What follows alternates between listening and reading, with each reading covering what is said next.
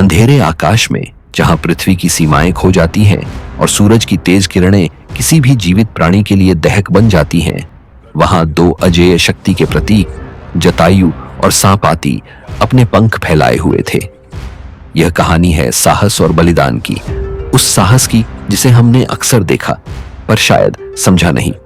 Scrolls beyond time में एक बार फिर आपका स्वागत है। युवा गरुड़ों के रूप में जटायु और सांपाती ने खुद को एक चुनौती दी। कौन सूरज को छू सकेगा? केवल एक साधारण खेल नहीं था यह, बल्कि अनंत आकाश की ओर बढ़ता एक अविश्वसनीय युग का साहस था। दोनों भाई पंख फैलाकर उड़ान भरे पृथ्वी की नीली सीमाओं से परे, जहां हवा भी नहीं थी, जहां केवल शून्य और असीम गर्मी थी। सूरज की चिंगारी उनके कानों में चीखती थी, उनके पंखों को जलाती, और फिर भी वे बढ़ते रहे। उनकी आंखों में केवल एक लक्ष्य था।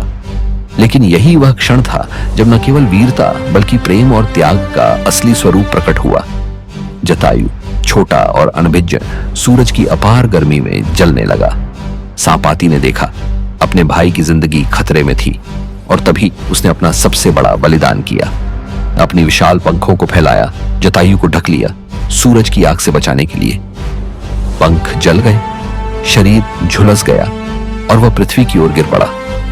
सांपाती का यह बलिदान केवल जीवन बचाने का साहस नहीं था, यह उस अटूट बंधन का प्रतीक था जिसे हम शायद कभी समझ नहीं पाए। भाई का प्रेम और अपने अस्तित्व को चुनौती देने की वह जिजीविषा जो इतिहास में मिथक बन गई। जटायु जीवित बचा, और वही वीरता, वही हिम्मत उसे भविष्य में रावण के खिलाफ लड़ने का साहस देगी। यह कहानी केवल एक उड़ान की नहीं है, यह उस साहस की है जिसे समय ने भूलने की कोशिश की। यह उस ज्ञान की है जिसे हम मिथक कहते रहे, पर वास्तव में यह विज्ञान और वीरता का प्रतीक था। सूरज तक पहुंचने की चाह और एक भाई के लिए अपने प्राणों की आहुति, यही है असली महानता।